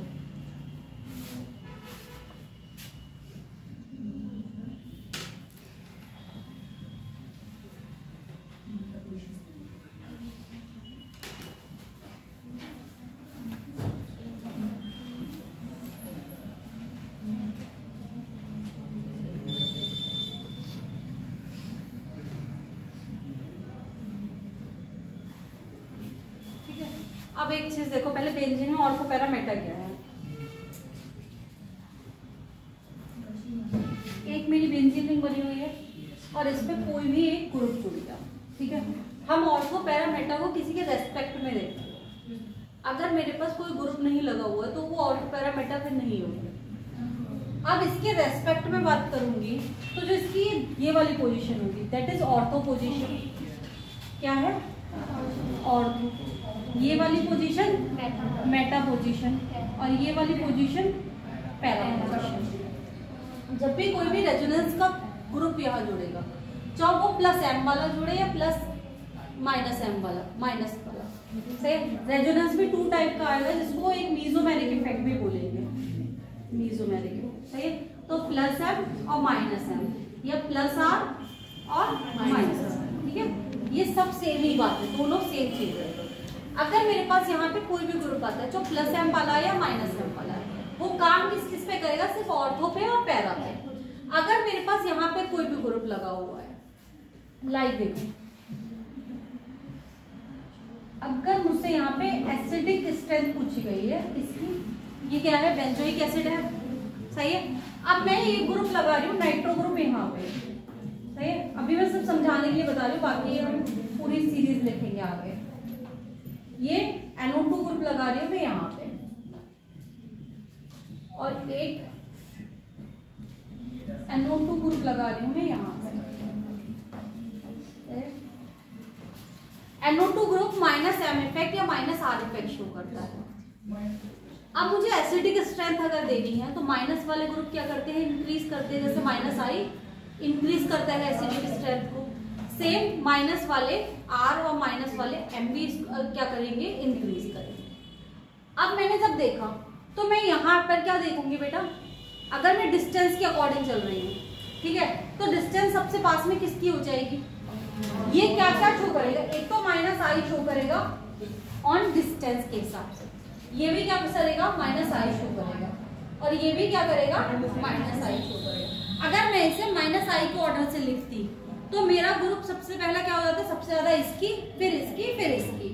But यहाँ पे एक काम और करता है, जब हम benzene ring पे आ जाते हैं, जब रेजोनेंस काम करने लगता है तो मेरा एक इफेक्ट कौन सा काम करा, +R या -R वाला। अब इसका ऑर्थो पोजीशन पे क्या लगता है, -R इफेक्ट लगता है, ठीक है। बट मेटा पोजीशन पे R का कोई भी इफेक्ट नहीं लगता। यहाँ पे R क्या हो जाता है बेटा, 0, सही है। और यहाँ पे क्या लगता है, मेरा R इफेक्ट लगता है। अभी मैंने तुम्हें लिखाया कि R effect is a strong effect, और जबकि हमारा I इफेक्ट उतना स्ट्रॉन्ग इफेक्ट नहीं है। वीकेस्ट इफेक्ट कल ही लिखाया है मैंने, उसको लिखाई थी लाइन कि inductive effect is the weakest effect in all the effects. अगर मेरा वीकेस्ट इफेक्ट है और एक मेरा स्ट्रॉन्ग इफेक्ट है, तो ओवर पावर कौन करेगा, जो मेरा स्ट्रॉन्ग इफेक्ट है। तो अगर अब मैं इसे बेंजोइक एसिड की, जब एसिडिक स्ट्रेंथ की इस वाले में बात आ जाएगी कि इस केस में, तो मेरी क्या स्ट्रेंथ क्या हो जाएगी, पहले मैं किसकी लिखूंगी, ऑर्थो वाले की लिखूंगी, क्योंकि ये सबसे पास में है, इससे +I भी काम करेगा और इस पे -R भी काम करेगा। तो ये मेरी क्या हो जाएगी, ये वाली की सबसे ज्यादा हो जाएगी। देन मेटा वाले पे मेरा सिर्फ I काम कर रहा है, R काम ही नहीं कर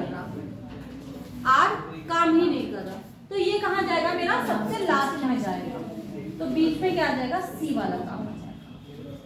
यही क्या बता रहा है कि अगर मेरे पास बेंजीन रिंग है और उस पे ऑर्थो, पैरा और मेटा पोजीशंस हैं, तो मेटा पोजीशन पे मैं R इफेक्ट को देखूंगी ही नहीं। इसीलिए जनरली जब भी हम क्या निकालेंगे, एसिडिक स्ट्रेंथ निकालेंगे, तो जो हमारे अगर -I इफेक्ट वाले हैं लगे हुए ग्रुप है, तो उसमें मेटा की सबसे कम हो जाएगी। ऑलरेडी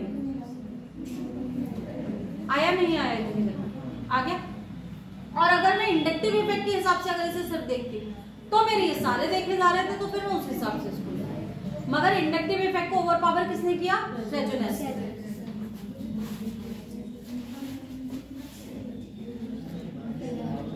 अब देखो पहली बात, सबसे पहले क्या चीज सीखो, सबसे पहले सीखो हमारे पास कितने टाइप के, कहाँ रेजोनेंस होंगे, कहाँ रेजोनेंस होंगे। अगर मेरे पास डबल बॉन्ड, सिंगल बॉन्ड और डबल बॉन्ड है, डबल बॉन्ड, सिंगल बॉन्ड और डबल बॉन्ड है, तो यहाँ पे क्या होगा, मेरा रेजोनेंस पॉसिबल है। ये वाला बॉन्ड यहाँ आ जाएगा और ये वाला बॉन्ड यहाँ आ जाएगा, ठीक है, इस तरीके से। अगर मेरे पास क्या है, ऑलवेज इलेक्ट्रॉन का ट्रांसफर कितना होता है, जिधर हाई डेंसिटी होती है उधर से लो डेंसिटी होती है। अगर मेरे पास यहाँ पे ये है सिंगल बॉन्ड और यहाँ पे पॉजिटिव चार्ज है, तो क्या हो जाएगा, इस तरीके से हो जाएगा। अगर मेरे पास यहाँ पे फ्री, वही क्या है, फ्री रेडिकल है, तो भी सेम ऐसे ही हो जाएगा।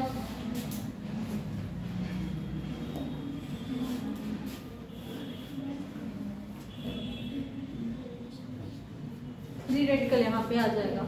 अगर मेरे पास क्या है, माइनस इफेक्ट है, single bond, double bond, single bond और माइनस है, तो क्या हो जाएगा,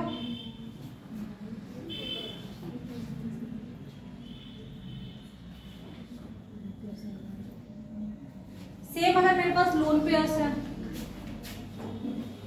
डबल बॉन्ड है और यहाँ कोई NH2 ग्रुप लगा हुआ है मान लो, सही है। और मेरे पास इसके पास लोन पेयर्स हुए, तो ये लोन पेयर कहाँ जाएंगे?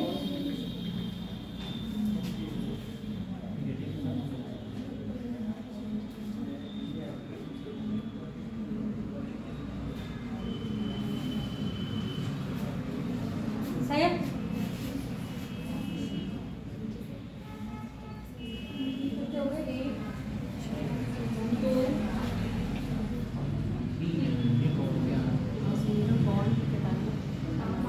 अब एक आता है p बॉन्ड और p बॉन्ड है, p वैकेंट ऑर्बिटल है।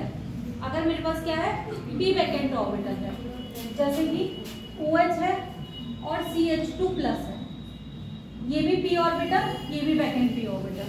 तो ये क्या करेगा, ये लोन पेयर के इलेक्ट्रॉन अपने इधर दे देगा और ये क्या कहलाएगा, OH डबल बॉन्ड और यहाँ पर यहाँ पे भी रेजोनेंस होगा।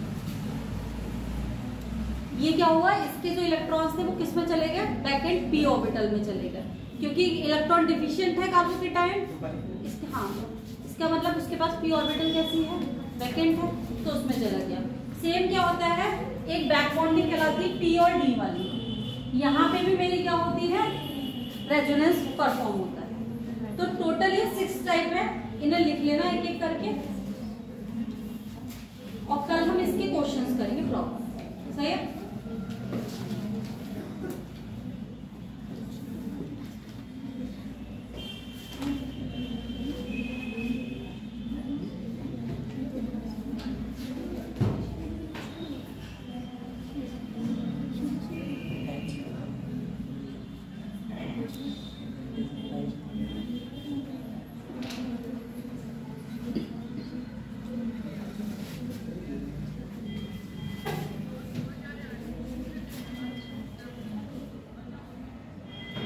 क्लास यहीं पे समाप्त करती हूँ। बाकी तुम्हारे क्वेश्चंस अगर मुझे कहीं पे सिर्फ प्रॉपर इंडक्टिव इफेक्ट कल मिले नहीं थे, बना पाई अगर आज जाके, तो मैं बना के भेज दूँगी अपने आप ही, ग्रुप्स अलग अलग लगा के उन्हें सॉल्व कर लेना, क्योंकि सारे इफेक्ट इकट्ठे करके ही क्वेश्चंस मिल रहे हैं, अकेले एक इफेक्ट के क्वेश्चन मिले नहीं।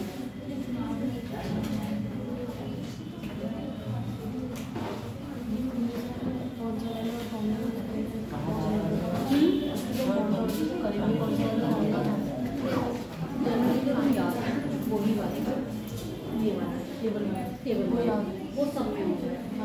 अगर CO2 आ ही गया तो एक तो इनके स्ट्रक्चर से याद करें, इनके स्ट्रक्चर बना के बच्चों को वो वाले सिग्मा और वाले सिग्मा अब एमओटी कहाँ तक बना पाएगा, अगर तुम्हें लगे कि कुछ भी नहीं हुआ मेरे पास पेपर उसी पे तो आ रहे हैं, इसके कहाँ बन रहे हैं, CO2 को भी हाँ नहीं बन रहा, बहुत बड़ा था तो सीमेंट वो पहला वाला मैंने फॉर्मूला, हाँ वही इससे निकालना, लेकिन उसमें भी प्रॉब्लम है, उसमें भी नहीं आ रहा है। बता दो जनरली इसके नहीं आ रहे, क्योंकि हाइब्रिड स्ट्रक्चर्स बन जा रहे हैं, सब में प्लस माइनस में चला गया, पॉलीएटॉमिक हाँ डायटोमिक का दिया है जो उसमें चार्जेस लगे थे, क्योंकि जिसमें रेजोनेटिव स्ट्रक्चर, जैसे हम लोग उस दिन किसका कार्बाइड का निकाल रहे थे, हम कह रहे थे 6 क्यों नहीं आ रहा इस वाले से, क्योंकि उसमें रेजोनेंस हो रहा था 1.35 आता है उसका स्ट्रक्चर, हाँ बॉन्ड ऑर्डर। तो जब वो बॉन्ड ऑर्डर ही इतना आ रहा है तो फिर कैसे निकालेगा, इसलिए उसमें एप्लीकेबल नहीं होते।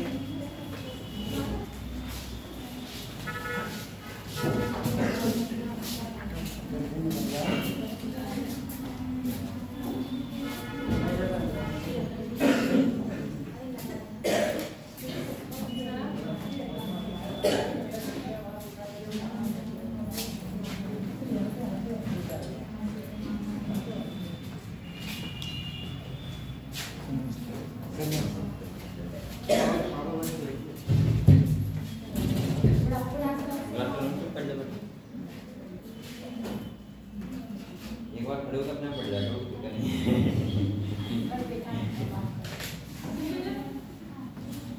आज हम लोग नए चैप्टर पढ़ेंगे ना, प्लांट ग्रोथ एंड डेवलपमेंट, और आप लोगों ने वो कंप्लीट कर लिया फोटोसिंथेसिस रेस्पिरेशन सर वो तो आपने बताया किसके? हाँ सर वो भैया बोले कि टेस्ट देंगे कल, टेस्ट आपका होगा तो ह्यूमन फिजियोलॉजी का हो जाता है, तो कल बोले ना वो बोले पूरा नहीं मैं दूंगा